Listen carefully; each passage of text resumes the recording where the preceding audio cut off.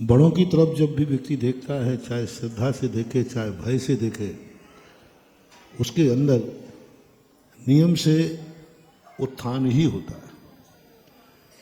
लेकिन छोटों की तरफ जब भय से देख रहा है तो समझ रहा है कि उसकी औकात खत्म हो चुकी है, क्योंकि उसको बच्चे का भय लग रहा है। आज लोग बच्चे से डर रहे हैं। पहले जेलर जब निकलता था तो जेली सब कांपते थे, अब जेलियों से जेलर कांपता है, क्योंकि जेलियों का ऐसा रुतबा बन गया है। तो ये कलयुग है।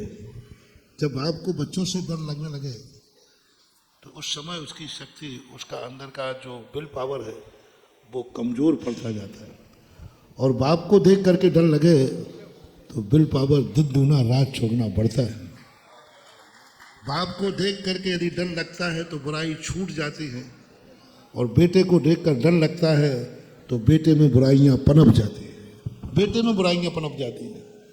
ये अंतर है। और तो आज एक कलयुग है। आज जमाना थोड़ा उल्टा है। आजकल बेटे बाप से नहीं पूछते हैं, बाप बेटों से पूछता है कि बेटा मैं ये कर लूँ, चाहे अच्छा कार्य क्यों ना हो। और मैंने एक दिन प्रवचन दिया था कि जिस घर में बेटा से बाप डर रहा हो धर्म कार्य करने के लिए, समझ लेना उस बेटे को इससे बड़ा कोई अभिशाप नहीं होता। बड़ा डर रहा है छोटे से धर्म करने के लिए, दान करने के लिए, पुण्य करने के लिए।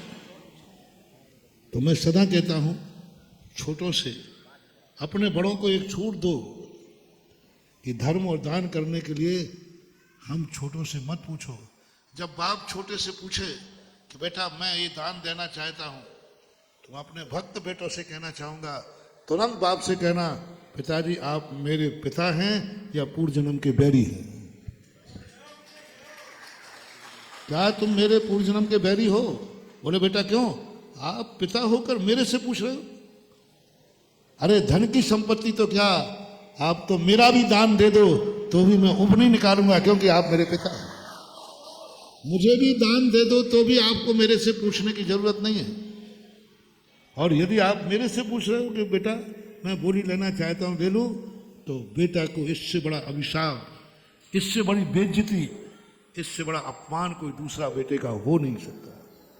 और इतने पे ये और कह दें महाराज के सामने, बेटे को पता चल जाए कि पापा ने आज ये कहा है कि महाराज जी दान तो मुझे देना है, लेकिन थोड़ा बेटा बहू से पूछूं, तो फिर निश्चित समझ लेना ये बाप नहीं है, तुम्हारे पूर्व जन्म का बैरी है, जो महाराज के सामने भी तेरी उतार दी कि मेरा छोकरा इतना खतरनाक है।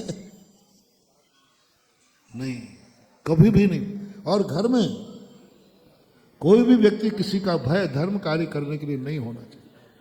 खुली छूट होना चाहिए कि धर्म कार्य करने के लिए कोई पाबंदी नहीं।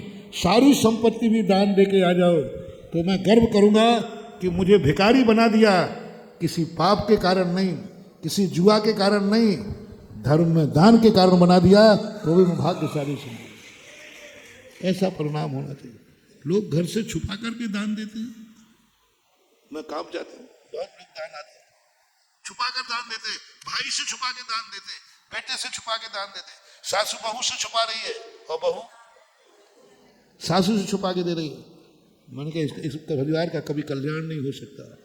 जिस घर में दान छुप करके किया जाए परिवार से, उस घर में एक ना एक दिन दरिद्रता जरूर आएगी। एक दिन दरिद्रता का मुख देखना पड़ेगा, क्योंकि उस घर में व्यक्ति दान परिवार से छुपा के कर रहा है। महानुभाव, मेरा कहना है आप सबसे, अपने परिवार में घोषणा करो, किसी को दान छुप करके देने की जरूरत नहीं। हमारी खुली छूट है, आप जो दान करना चाहो तो करो, छुप करके मत देना। क्योंकि जिससे छुप करके दान दिया जा रहा है, दान देने वाले की कोई गलती नहीं है। जिससे छुपा करके दिया जा रहा है उसकी बर्बादी निश्चित है। यदि सास बहू से छुपा के दे रही है तो बहू की बर्बादी निश्चित है। बाप से बेटे से छुपा करके बाप दान दे रहा है, बेटे की बर्बादी निश्चित है। भाई से छुपा कर कोई भाई दान दे रहा है, भाई की बर्बादी निश्चित है।